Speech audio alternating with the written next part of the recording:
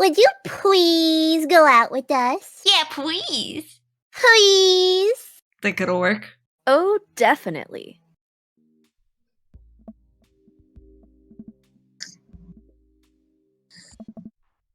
Morning, sleepyhead. 5 more minutes. You have never, ever let me have 5 more minutes, so get up. Fine. We have cereal for breakfast and spend the morning putting together furniture. Amanda is much better at interpreting the tiny manual. We're able to put together a few shelves and one desk, but I'm pretty sure it was supposed to be a bookcase. Huh. So, you excited about the cookout today? Ooh. If there's food, I'm excited. I don't know, I kind of like that first one because it's got pun in it. You know what? You are correct. Let's pick that one. Yeah.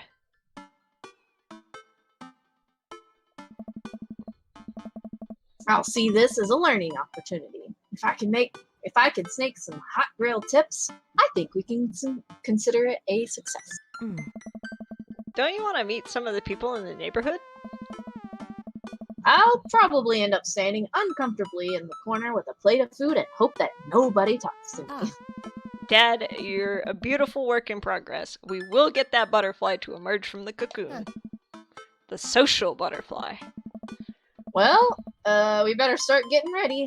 We definitely don't want to be late. Whoa. What? No, we have to be fashionably late. Who shows up to a cookout on time? You know what?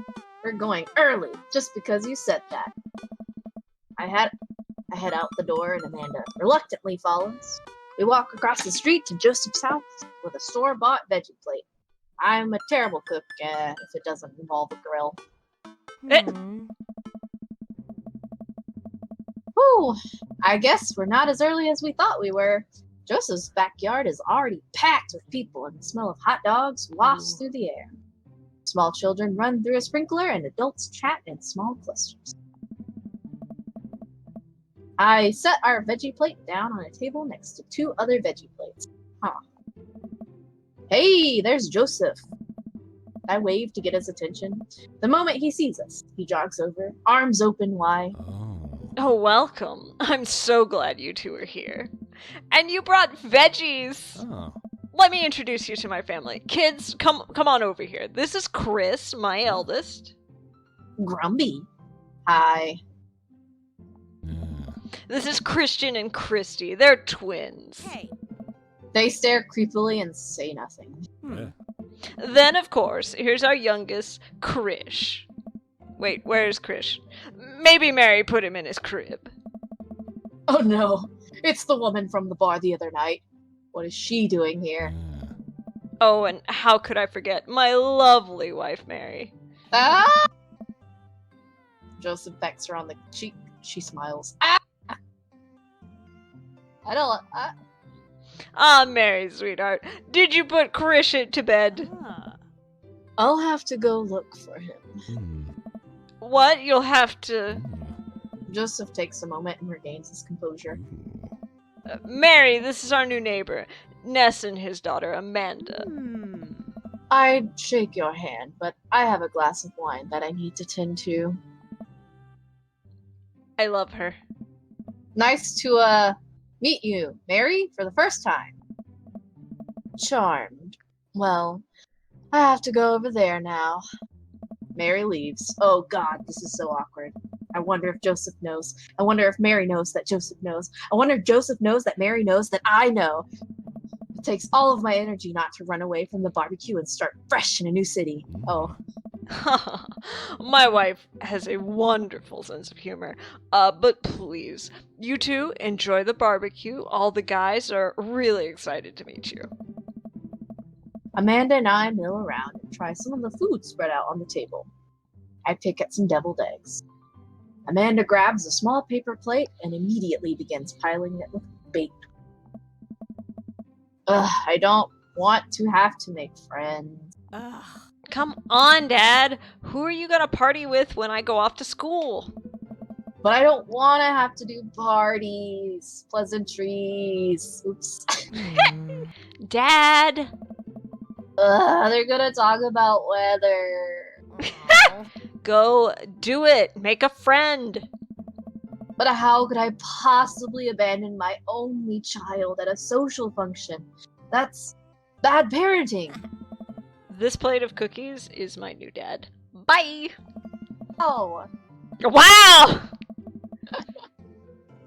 Oh. Amanda shoves me into the center of the yard. Well, there goes nothing. I look around the party and am surprised to see some familiar faces. Isn't that the barista from the Coffee Spoon? Oh dang, Robert's here? Didn't that guy throw a frisbee at my head? And isn't that the guy who was throwing a fit in Dead Gotham Beyond? Hey, isn't that Amanda's teacher? Hey, I know Craig. Oh, wait a second. All these people live in our cul-de-sac? That can't be right. I'd better investigate. Alright, so I assume this is where we have who we talk to kind of is Yeah, like, I guess so. stuff. Who do we want to talk to? That was where we fight, okay? I'm partial to Robert. Things have already happened. There's like some kind of mystery here, but that didn't stop him from sleeping with us. But also, like, I need to know if Damien's a vampire. Do you want to go after Damien? I need to know if he's a vampire or not, Moose. I think he's a vampire.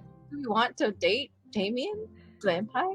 I don't know. I don't know if he's a vampire or not. But there's also Robert. But there's also the vampire, maybe. My choices were going to be Craig or Damien, so I think we should go for Damien.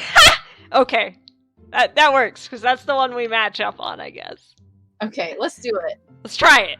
And if he's interesting, then yay. If not... Fuck. I spot Joseph chatting with the guy from Dead Gotham Beyond by the grill. I wonder what they're talking about. I walk over to him. So, I'm curious. Can you walk me through why you've had your house painted black? Oh my god. Wait, I don't remember what voice I used for him. Where do I even start? The house stays warmer in the winter. It provides an artistic contrast to the rest of the neighborhood, and it complements the crimson interior. Perfect.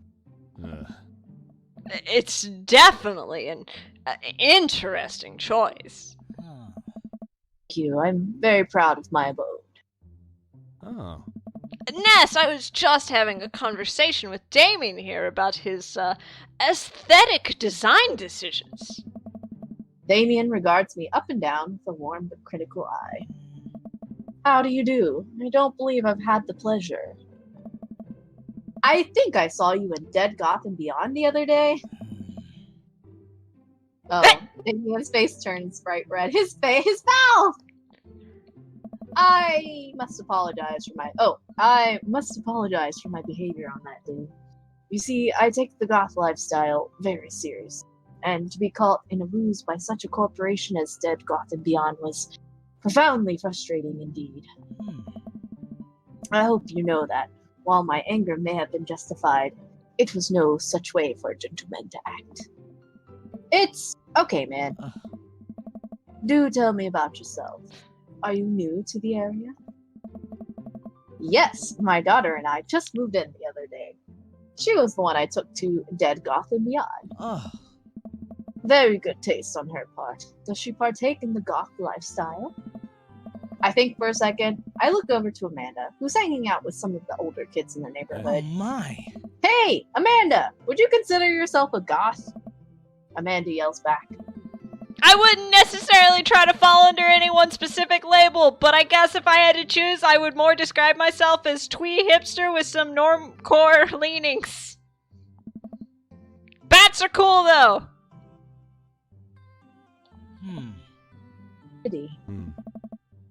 Are you enjoying the party so far? Oh, definitely. Thanks so much for putting this on. It's nice to be in a cul-de-sac where everyone is so friendly and welcoming. Oh. Amanda walks up to the conversation.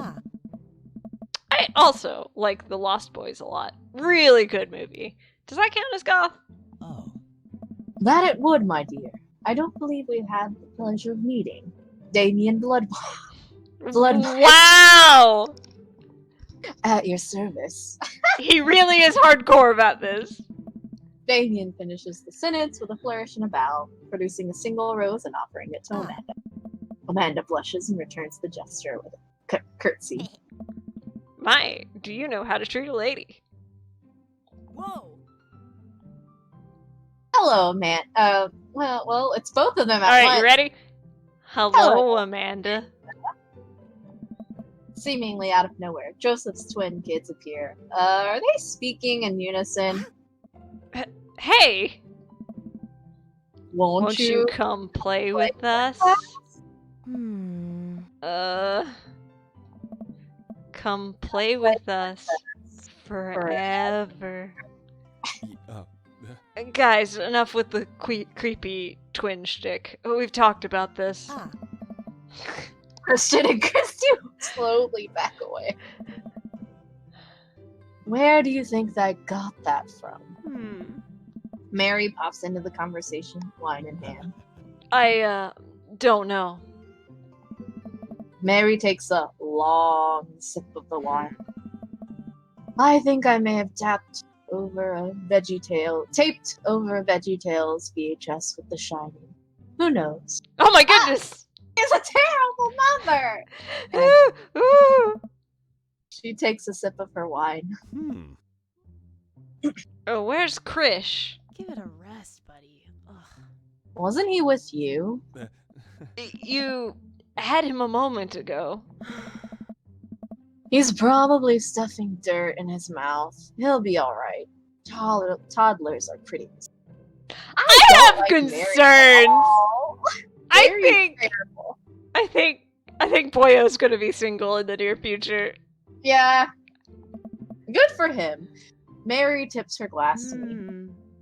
Ain't my first time to the rodeo. It's my fourth. Ugh. I've squeezed 4 little. Sweetheart, would you do me a favor and please find Krish? That would be great. I'm sure he's fine. Mary. Okay, jeez. Mary finishes her wine and wanders off. She's a terrible mother. Woo! Oh, Dad, can we go now? Ah, Lucian, have I introduced you to Ness yet? Hey, it's that punk from Amanda's school. I remember you. Whatever. That's no way for a young man to speak to his elders. Be polite. Lucian bows. Whatever, sir. Lucian bows again. Mr. Christensen? Mr. Christensen, may I have a veggie burger, sir? Oh. Coming right up, bud. Are you a vegetarian? Yup. Make that 2 veggie burger. Did you know that some people in the Victorian era were vegetarians? They described carnivorous type people as bloodlet. Dad. Aye. That's really interesting, Damien. Joseph turns to the grill. Just a hint of tattoo peeks out from under his sleeve. What? Can't believe I didn't notice it before. It looks like the bottom of an anchor. Oh, Joseph, what is that? He was a sailor back in his day. Whoa, is that like a tattoo? Wow. Yup, I wasn't always a youth pastor, you know. That's so cool. Wanna see mine? What? What? Lucian pulls back some rubber bracelets, revealing a lopsided 666 in black ink. I've seen. I remember those. I remember that from high school. My buddy gave me a stick and poke tattoo last week. I think it's healing up pretty good. Lucian, no. We'll talk about this later. That's pretty cool. What's the significance of the tattoo? Satan. I don't know, I just thought it looked sick. Well, in my opinion, the only reason you need to get a tattoo is because you want one. Careful though, that number carries weight. Joseph is way cooler youth pastor than I thought. I just figured youth pastors popped out of the womb with a Bible. Wonder what he did before preaching. Alright. Oh, we get to talk to Oh, I guess we get to talk to all of them. Let's go to Craig! Craig! It's Craig time. It's Craig time. Wow, I think this is Moosapalooza. Yeah. I think Moose voices every one of these people. Shit.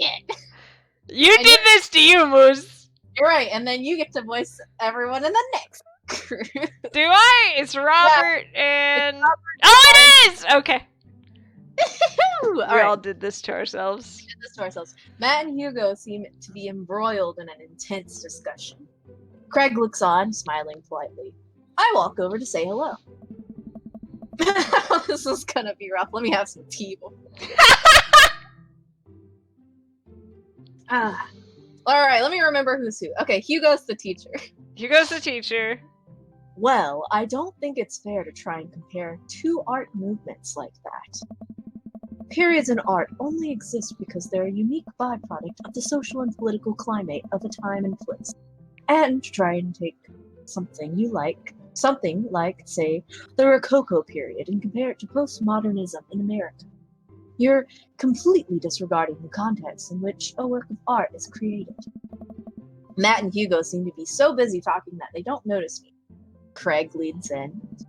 Dude, I have no idea what's happening. Little baby. Little baby is right here with him. Little baby knows as much of what's going on as Craig does. Head empty, nothing there. Alright, do we want to talk to Craig or listen in on Matt? That's up to you, Moose. I will let you make this choice. I'm fond of Craig. Let's do it. You like Craig. I love that baby. That baby. I turned my attention to Craig, who seems a little more attentive to my existence. How'd resistance training go the other day? Oh. Great! Little River here is a great cheerleader. Aren't you, tiny bro? Oh. Oh. Craig grabs her Oh. around. He's such a good papa. Oh. You can do it, Dad. I'm so proud of you. I'm sorry for pooping on you.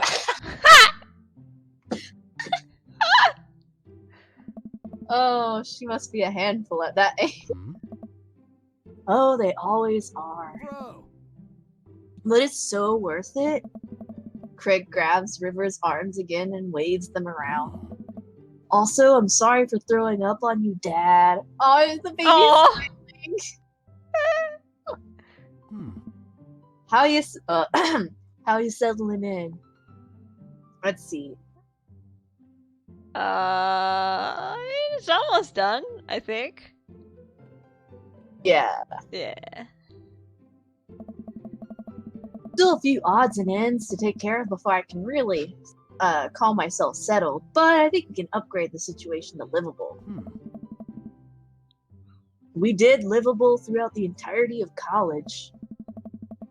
Yeah, my goal is for Amanda to live the sort of life that didn't involve eating spoonfuls of ranch dressing and palate cleanser between different types of pizza. Oh my god.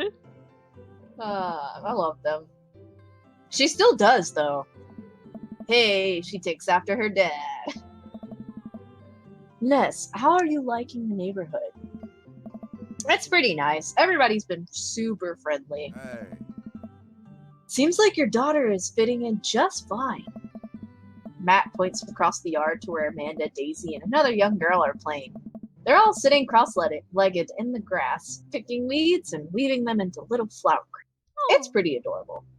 The girl I don't recognize jogs over to us. It's one of their... Oh my god, his tattoos are so cute. Oh! She's so cute! I love her! Is it, sweetheart? It's a flower crown. I thought you'd look cute in it. Aw. Well, there's only one way to find out. Matt takes the flower crown and places it at the top of his head. She's so cute! So precious. Oh! Am I cool now? My girl stares at him, thinking it over. Nope. But you're slightly less uncool than you were before you put it on. Oh. Haha. Hey, Ness, this is my daughter. Hello! I'm Carmencita. Oh, Amanda comes over with Daisy in tow. Haha, these are both you. Wait, no. No, they're not. Damn it. Dad, look! I'm making friends! Are you making friends? You better be making friends. Yeah, actually, Amanda, you remember the cool barista from the coffee shop? And my old colleague friend, and, your teacher. Whoa! Oh, hi, Mr. Vega. I didn't realize we were neighbors. Yes. Yep. You still gonna get me that overdue term paper? Aw. Great seeing you. Amanda finger guns her way out of the conversation like a champ. We trained her well.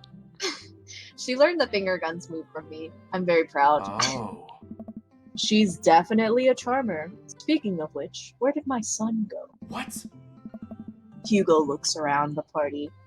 He must finally spot him because his eyes go wide. Sweet Manchego. Ernest? Of course! Ernest Hemingway Vega? Are you smoking? Ah. Ernest is holding a lit cigarette. Nope. Oh wait, that's you. That's gonna be you. Nope. I see Ernest across the way. He casually takes a long drag of the cigarette and then flicks it into the gutter. Unbelievable. Excuse me. Hugo marches over to Ernest, and I turn my attention to Matt and Craig. Kids, right? Hey. Man, I do not envy Hugo. The last barbecue we had, Ernest tried to shove a sparkler down Joanne's when he nearly burned down half the yard. And the barbecue we had before that, he actually burned down half the yard. And then it spread to my lawn and burned down half of my Oh yard. my god! Hugo walks back over to us, practically dragging Ernest behind him. Oh my god. Kid looks high as a kite. He does. Hey everybody, sorry about that. Ness, this is my son, Ernest. Hello? Ernest looks away, sulking, his hands shook deep in his pockets. Hugo nudges him impatiently. Hey. Nice to meet you, Ernest. What grade are you in? Does it matter? Oh. Ernest? Okay. I'm in 8th grade. God. Are you happy now? I'm sure you were just dying to know. Yeah. Good for you.